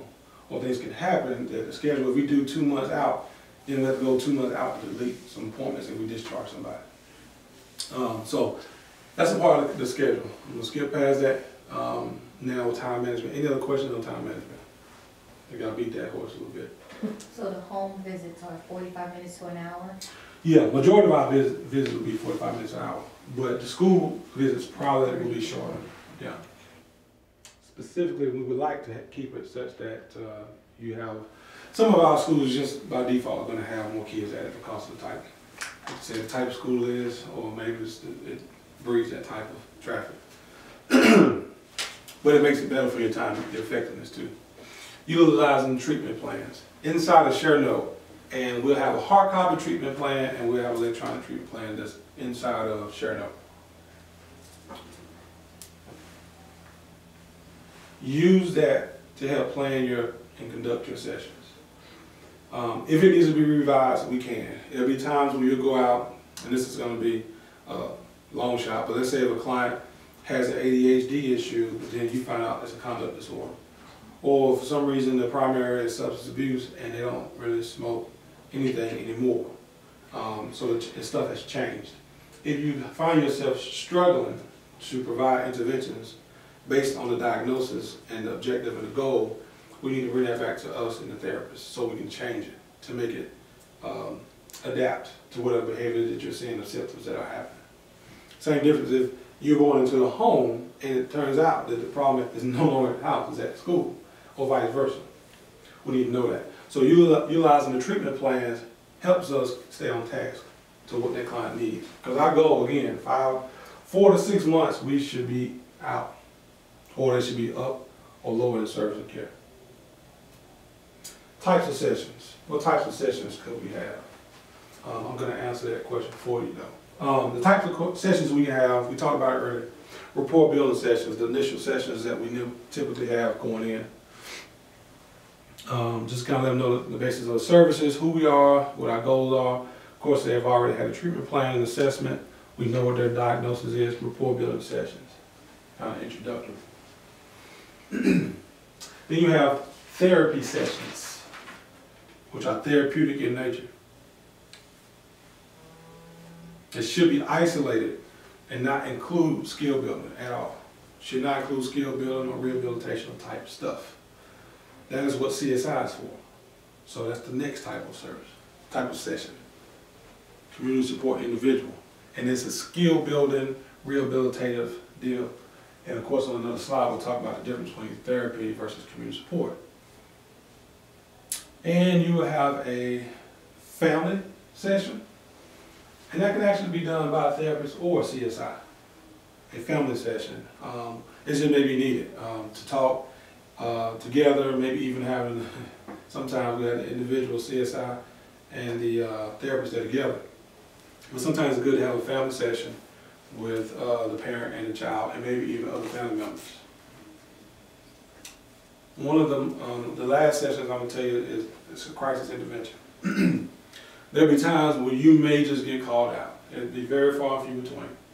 Because of a client, if you get called out by a client 2 or 3 times in a week, sometimes 2 or 3 times in a month in a crisis circumstance, they're getting the wrong service.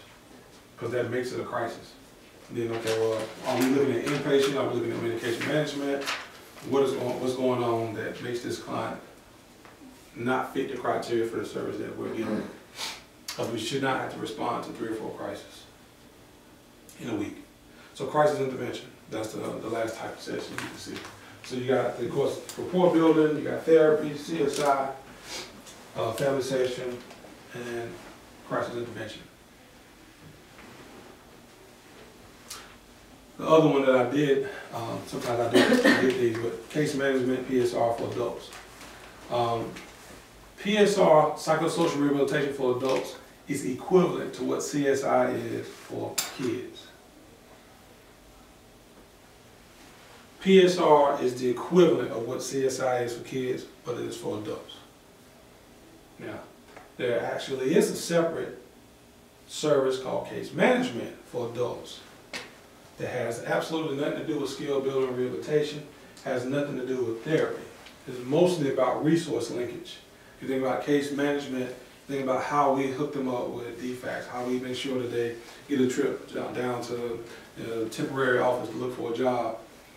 Some of them have issues with getting to and from their doctor's appointments and things of that nature. That's actually a billable service for us in mental health. Specifically, if they have a mental health diagnosis, and we maybe provide PSR as well. Case management is a component where we can, unlike kids, adults sometimes need adult-like help. And that wouldn't necessarily always be to a grocery store, but unless it's somebody that we can justify reasoning for doing it. And that's only with adults that are adult clients. Does that make sense? Okay. So those are type of sessions.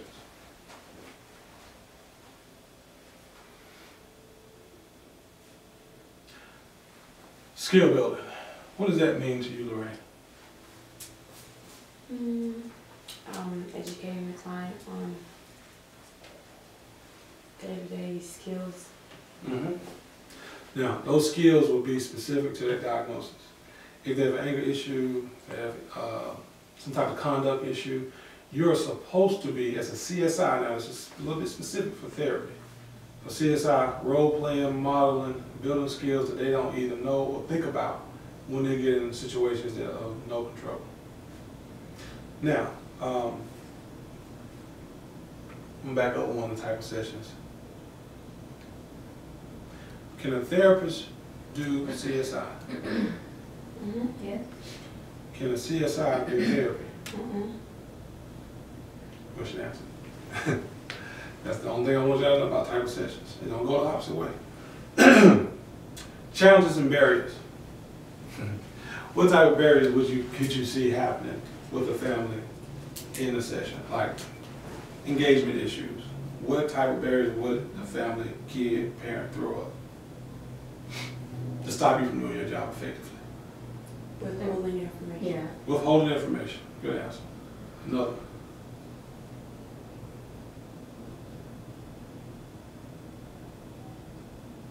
That's it? Staying in the room and having a session. Staying in the room, not coming out? You mean? Well, no, like intimidating. No privacy. Right. No privacy. Could definitely be an engagement issue. What about if you assign a client and Obviously, you try and get your caseload up, but they never answer the phone, or never call you back, or just play phone tag a lot.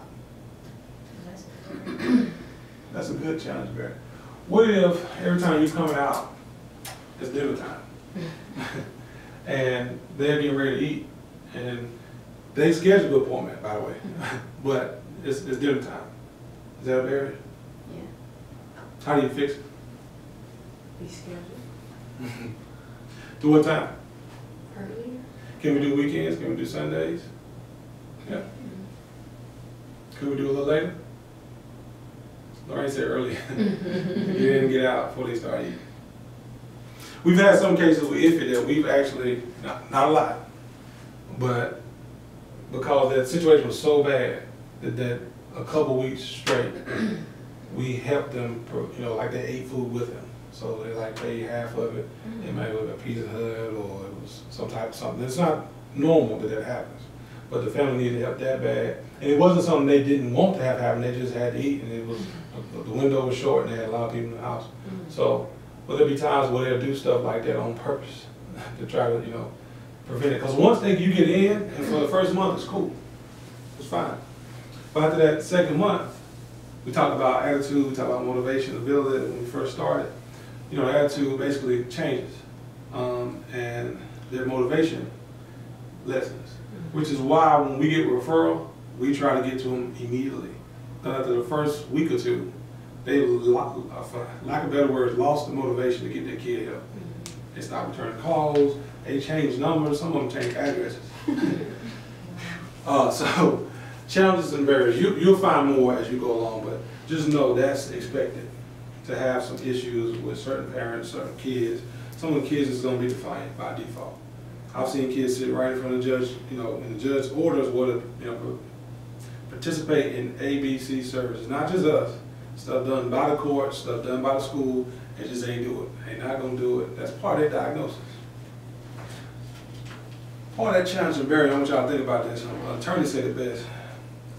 If you're in the courtroom and you sneeze, can you get punished for sneezing? It's something you can't control. No. So do we punish a kid for something they can't control? No. Even though it looks like they're just being wild. To everybody.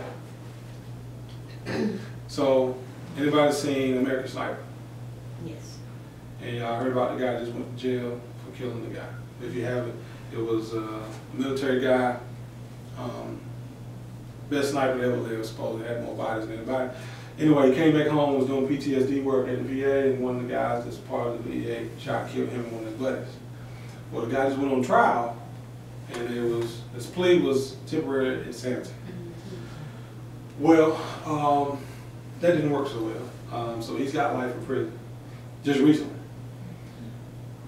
But the guy obviously has some issues. To say the least. I mean, he just one day snapped, killed 2 people, never killed anybody else besides the people he's in the military with. And this guy was actually teaching him how to shoot. They were going to the range.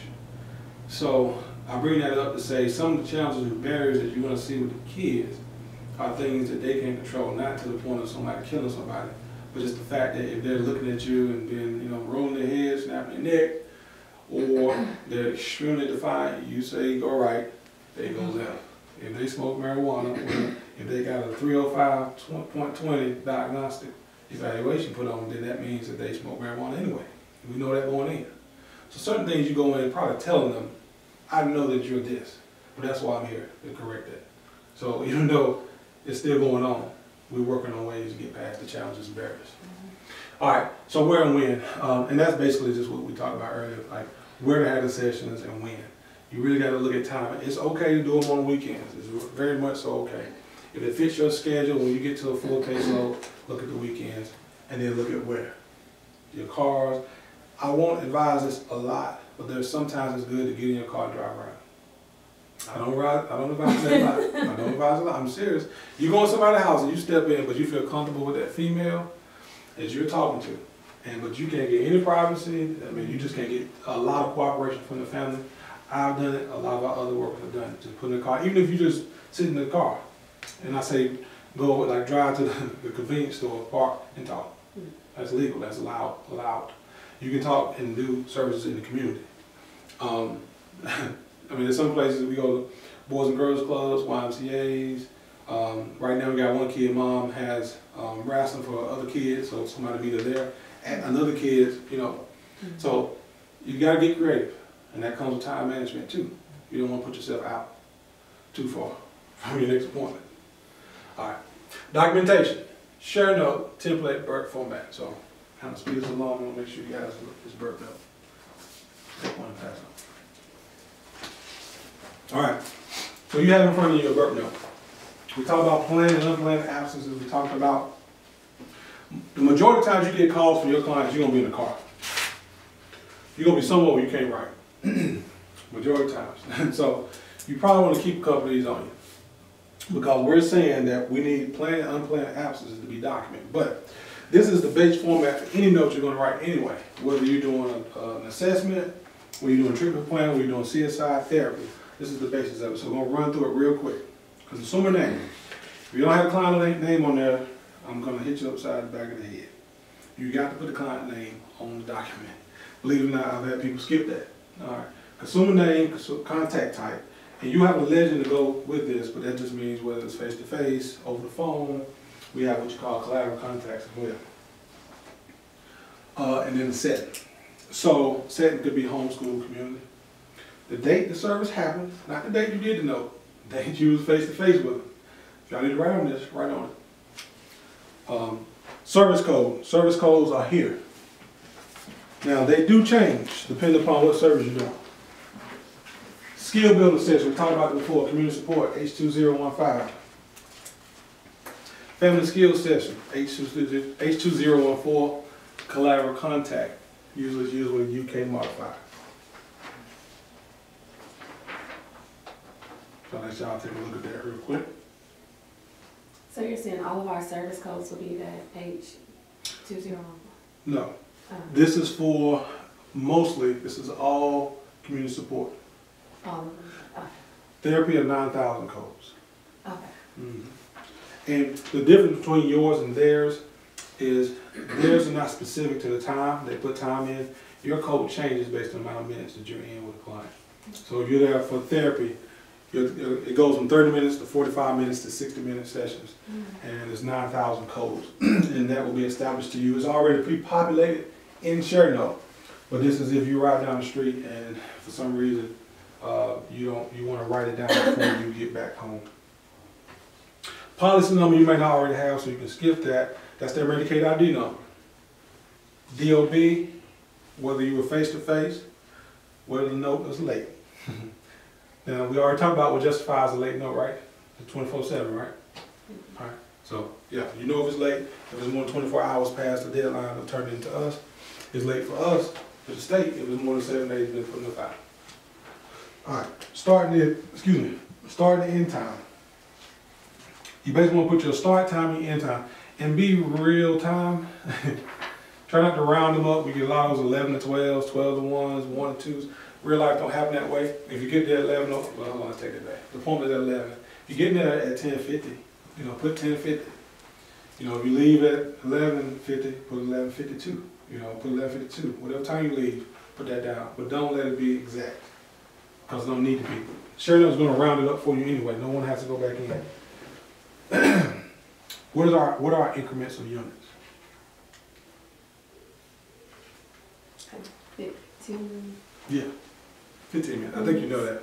I just threw off. It's every 15. So 4 units is an hour. We build in 15-minute increments. Okay. So please write that down. Remember that we build in 15-minute increments. So 1 unit equals 15 minutes. 4 units equals an hour.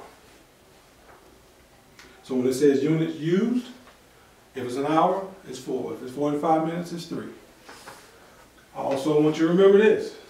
You don't have to know this every time you do a note, but I want you to know it for your own records. Rounding up. So if we build in 15-minute increments, the way the state has said it, if we're at 8 minutes plus, that's 1 unit. So if you go from anywhere between 8 minutes to 15 minutes, that's 1 15-minute unit. If for some reason you went to a house and was there 6 minutes and left, that is not a unit. We still write the note for it, but it's not a billable unit. That makes sense? Okay, this is all for your own purposes. Now, when we talk about getting into the second part of 2 units, so once you get to the 22nd hour, 22nd minute, and then from 22 plus, it's 2 units. So that gives you 30 minutes. If you're at the 21st hour, if you go from 15 minutes to 21 minutes, that is 1 unit. All right, so just want to make sure you know that, because you may ask that question later, well, how I know if I write a note? I mean, if it's a billable note, you always write a note. Find out if it's a billable note if it's more than 8 minutes. And then you get into each incremental time frame. Okay. Because pretty much past that, once you get past 30 minutes, you got 2 notes. I mean, 2 units. Consumer met goals this session. The actual legend says yes, no, partially met. Persons involved, sometimes you'll meet with the parent and the guardian, or the client, because sometimes you can walk in the house, you will just actually happen to talk to the parent. You're not going to say, excuse me, I'm here to see John Doe. The parent may talk to you a little bit. So the person is involved in that session, maybe the mom or the child, could be the grandma, just write them down. Service delivered, that'll be a population for therapy or CSI. Consumers overall effect. Relevant changes in mental condition, I would, one day hope they take that off, because we never use that for no specific reason, but you gotta check it or you can't move on to the next thing and shut it up. Now, the biggest components: goal, objective, behavior, intervention, response plan, BURP. So BURP is abbreviated for behavior, intervention, response, and plan. And to do you guys a quick overview of what that means, behavior is what you witness when you walk in. Behavior is what you witness when you talk to that parent the night before. It's a real-time behavior. It's not something that happened, 2 weeks ago or was planned on happening. Behavior is what happened in real time, right there. And not in grandiose detail either, because you got a lot of work to do in the intervention and response sections. Behavior is right to the point, quick, fast, in a hurry, sentence or 2, what's going on with that client at that moment in real time. Now, the intervention is very, very, very specific. It doesn't take long to explain. The intervention is what you did.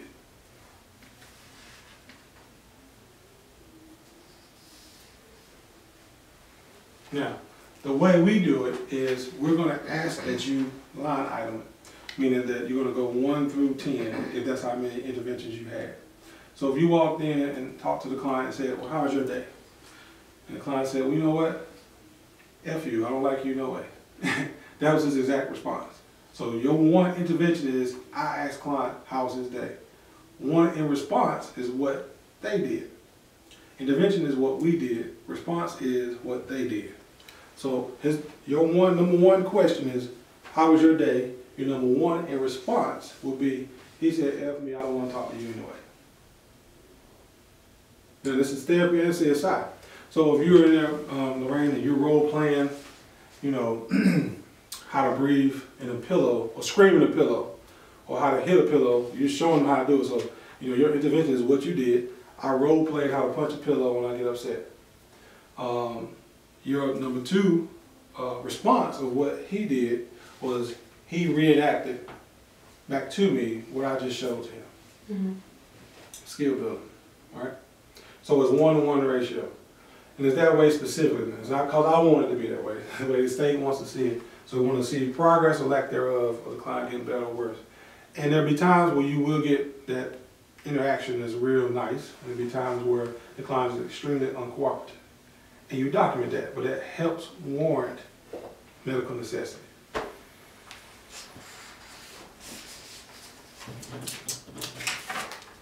The goal objectives, those should be pulled from the treatment plan. For the most part, you should never be creating those yourself. The assessor does those. The assessors create the objectives, the goals, the objectives, and the interventions.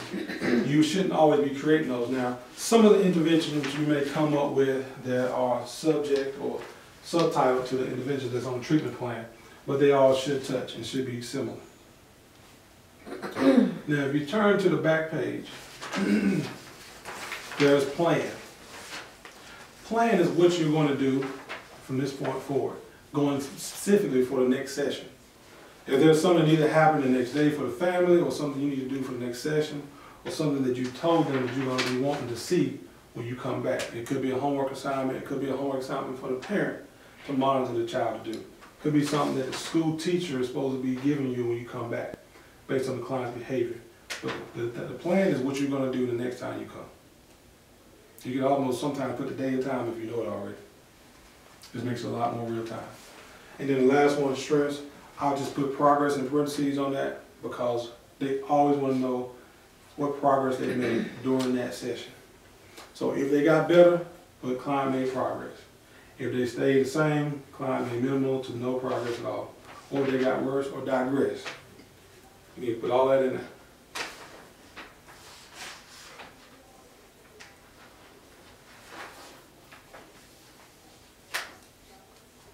Again, plan is what you're going to do the next time you come.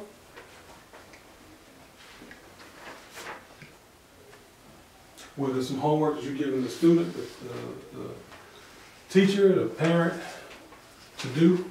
And if you know it, what time and date that you're coming back. And then the stress, which is now that we call it progress, what progress they've made. Okay, that's the burp note. And that's a very quick, I can spend an entire day talking about the burp note. That was just a very, very quick overview about the burp note. Clinical language.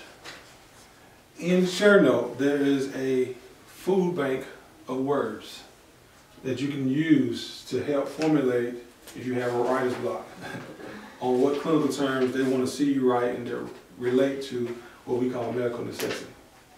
If you have issues finding the right words to say what you're seeing a client do or things that you're trying to accomplish, it has a little word bank that you can use. But make sure your documentation is clinical. It's not see Jane run or we took them to the mall. It's got to be very clinical in perspective. And through training and supervision, you'll learn what that means a little bit better. The main difference between therapy and CSI is therapy, obviously, let's talk CSI. CSI is skill building and role playing and role modeling and building things in the kid, family, adult that they didn't have before you came there. Therapy, while less intense, is more of onion peeling. It's getting down to the root of the cause.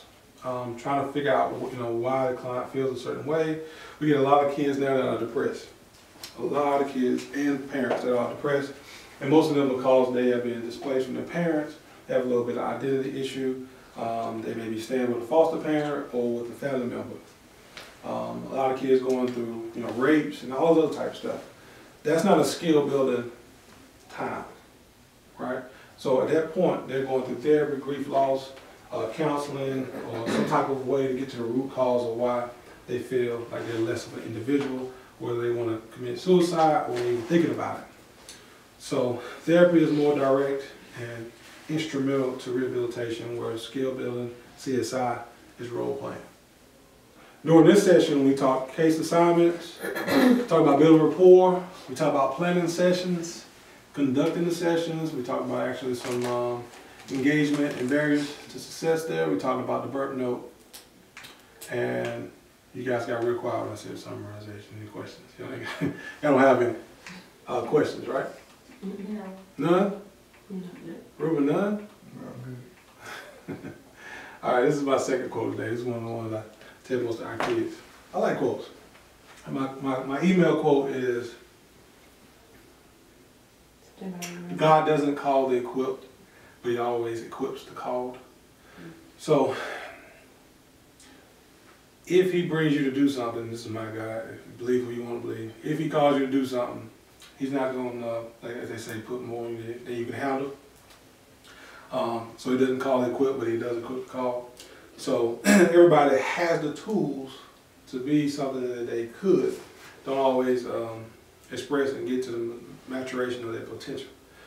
But if he puts you in a place of humbleness to be a leader or somebody, and that could be a coach, a little league coach, that he's going to give that person what they need so that the people that follow him can do what they're supposed to. But I do kind of like this one too. and keeps you moving in the right direction. Now, today is what we call a new hire orientation. So it hits a lot of concepts briefly, fast, and get you in and out. There will be a continuation of training. This is a regular job just like anything else. So we have some professional expectations that we talked about today. So as we communicate with you guys through the process, whether you're an intern, whether you're a therapist, a CSI, or on the back end of stuff, there's some things that you're going to be asked to do. If you have questions, feel free. And does everybody have my email address already? All right, so I'm not going to get it out.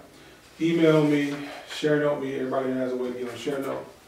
Text me, and we'll go from there. But for right now, I wish the best for everybody here, because you guys are the agency, not me.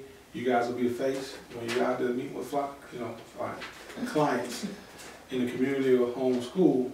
You guys will be the ones that are gonna say, okay, well that's why I chose them, not because it's me. So do the best you can. So far, so good.